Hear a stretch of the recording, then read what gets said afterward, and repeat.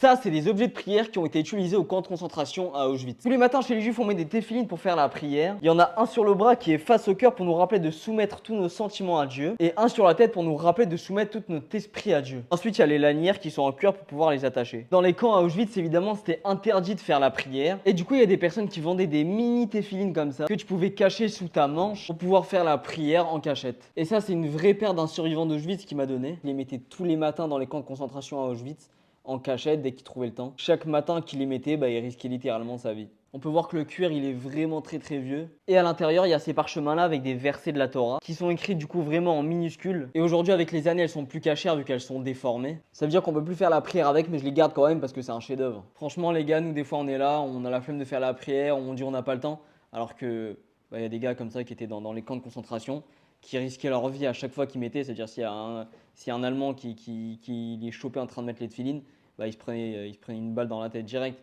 Et ils avaient quand même le courage de faire ça, de mettre les tefilines et de faire la prière dans les camps de concentration. Franchement, les gars, je pense qu'on doit tous se rappeler de ça. Et dès qu'on a la flemme de faire la prière, on dit on n'a pas le temps, faut se dire qu'il y a des gars qui se sont battus pour faire la prière et mettre les tefilines même dans les camps de concentration.